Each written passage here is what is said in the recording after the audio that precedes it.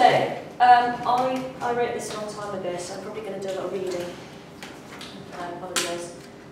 So, my presentation is a little bit about understanding how people work, essentially.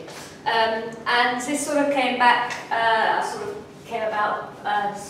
regarding the barcodes, really. And it's going to link up at some point, believe me. So Joseph Woodland in 1948 invented the barcode, 20 years before computers were actually used anywhere, essentially. So he was literally sitting on the beach one day, a really intelligent guy, and thought, hey, why don't I create something that you can put onto any product, and you can automate that product and how it comes in and out of the system, essentially. So he created this barcode, if you like, in 1952. And he got a patent, and that was it. It was all forgotten about for ages, mainly because all the equipment and computers stuff that you needed wasn't available at the time in order to get this working. He actually called it a pacifying apparatus and method. That's very catchy. But now, of course, the barcode is everywhere. It's literally on everything. You see a little stripy box on every product. Literally is there. Why is it there? Well, because obviously before barcodes, people literally had to go into each stockroom, do an audit. How much is there? How much do we need to order? How much are we going to sell?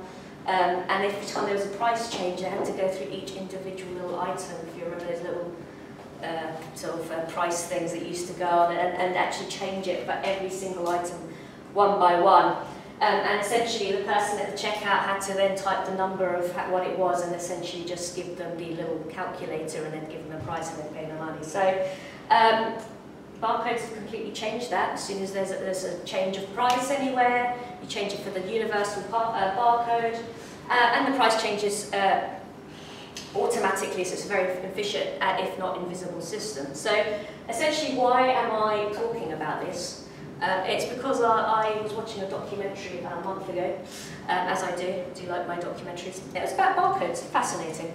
And it was basically in 1960s America, when a supermarket chain essentially worked out that the way that they were doing things wasn't efficient.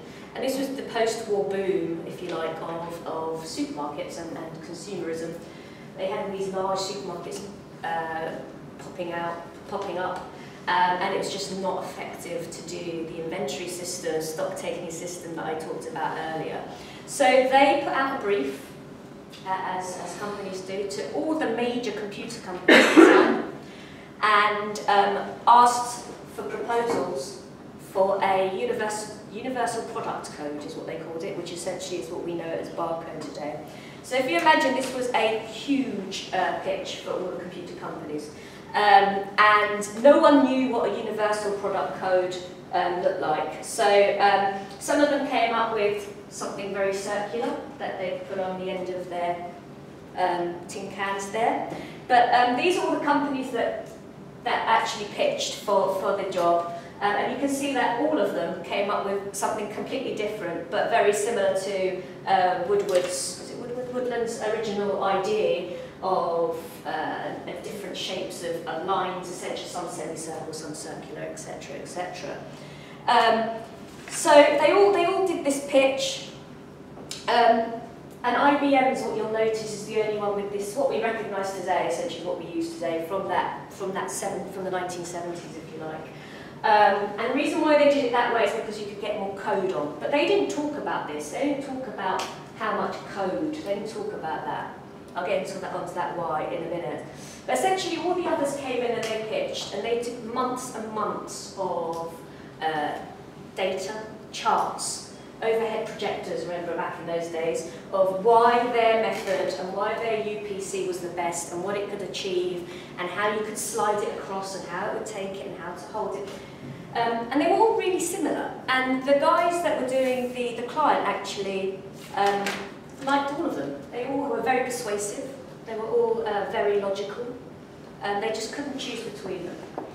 And essentially, IBM turned up. They were the last ones, conveniently, for my story, to pitch that day, or the next day. And they turned up and they basically came with a very small deck of charts, very small deck, projections, and a big box of soap. Big box of soap. They printed off all these little barcodes and stuck them on every single bar of soap. And they had a very small prototype of the laser that we know for the counter. It literally turned up, slid a bar of soap across, and it went beep, soap, 85 cents. Apparently there was an audible gasp in this of these stakeholders who basically don't smile for nothing.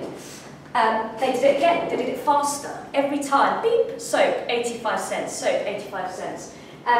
But I didn't want them to think they were faking it. They got the stakeholders, the clients involved. They're all there, laughing, joking. Everyone's sliding soap, everyone's having a whale of a time.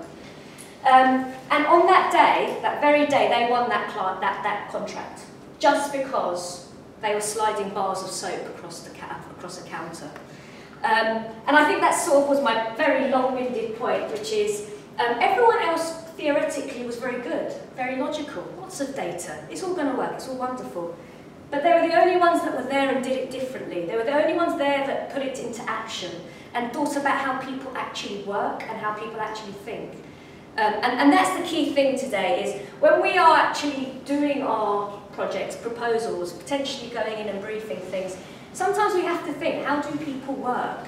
You know, is there a more human way to explain what I'm trying to get across? And I think that's the key thing. Get involved with the data, talking about workshops and sessions and bringing it to life and thinking about how people are going to use it within their company rather than just a bunch of bar charts is actually going to bring it more to life and get it through the company a lot more sometimes.